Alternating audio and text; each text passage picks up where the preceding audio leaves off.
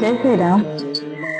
काय झालं, माझ्या मिस्टरला ऍक्सिडेंट झाला आणि ऍक्सिडेंट होण्याच्या अगोदर मी फक्त माझं आता असं आहे की फक्त मला बाबाचं भजनच गुणगुणायला आवडतं आणि मी ते लिहिते कशासाठी, बाबाने मला ते घातलं डोक्यात की बाबा तू काहीतरी म्हणजे वाईट विचाराकडे जाण्या अगोदर तू आपले चिंतन फक्त आपल्याकडेच ठेव.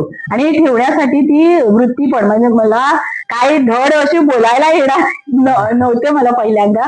मी आईच्या पदराखाली लिपून राहणारी माणूस आहे, पण ही हिंमत, ही धाडस, ही बोलण्याची ती मला फक्त बाबाकडूनच मिळाली आहे. आणि त्या दिवशी काय झालं, मी असं चालूच म्हणजे सकाळ सुरू असते ती भजन मध्ये चालू असते, असं चालूच असतं. 24 तारखेला त्यांचा ऍक्सिडेंट झाला होता. त्या दिवशी पण मी तसंच म्हणत होते, किती जन्म घेऊ मी कोटी. हा असं म्हणून मी ते आपलं गुणगुणत होता आणि ती मला कनेक्टेड आहे, मला खूप आवडते ते गाणे.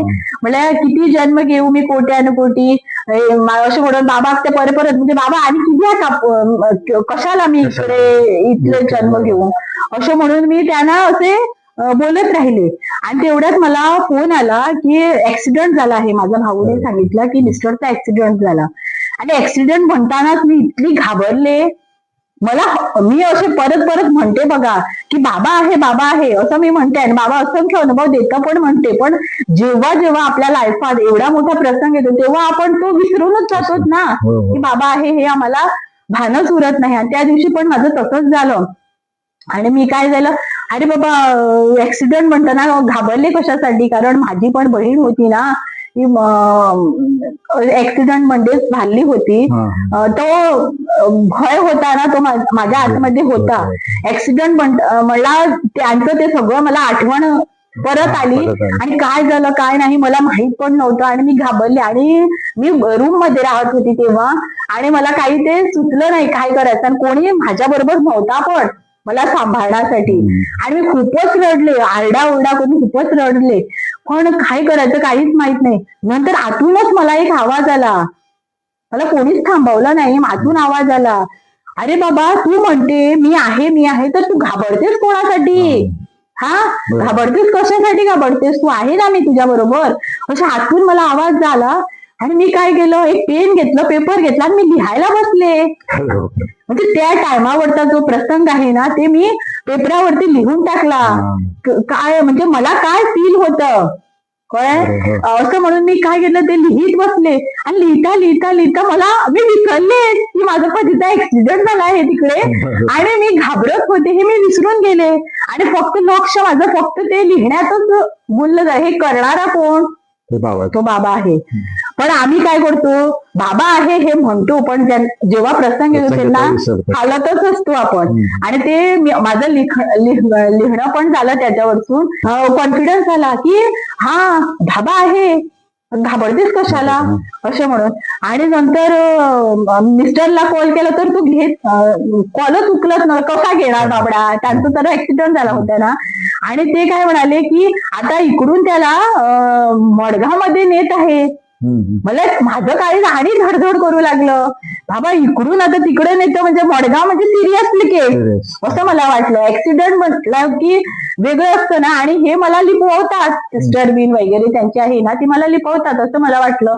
पण नंतर मी म्हटलं की बाबा आहेत ना, तो हे वाचवणार आहे, तो आता ते ऍक्सिडेंट मध्ये काही झालं तर तो काय आमचं नशिबा प्रारब्धानुसार ते होणार होतं असं म्हणून म्हटलं. ते मी स्वीकार केलं आणि थांबले.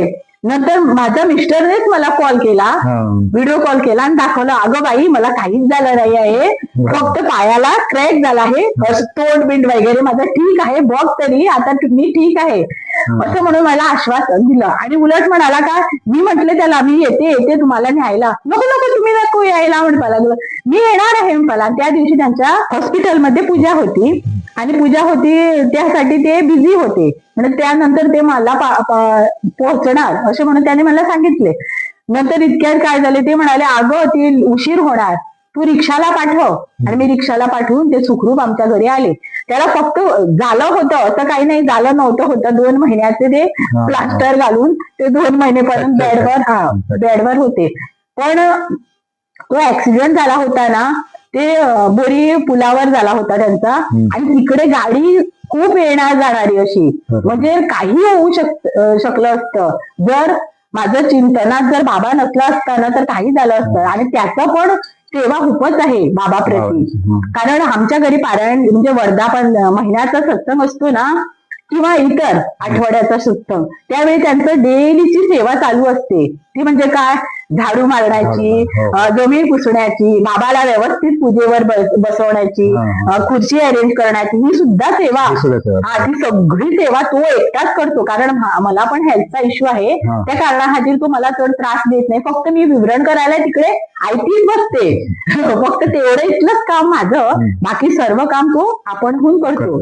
आणि ही सेवा बाबाच्या घरी नोंद झाली होती, म्हणून बाबाने त्याला ती पोच पावती म्हणून ते त्यांना सेवेचं त्यांना फळ मिळालं. कारण नाहीतर ते मोठं संकट होणार होतं, पण बाबाने ते थोडक्यात वाटवलं. हे माझ्या हातीर तर मोठं असं बाबाचा अनुभव आहे. जय साईराम.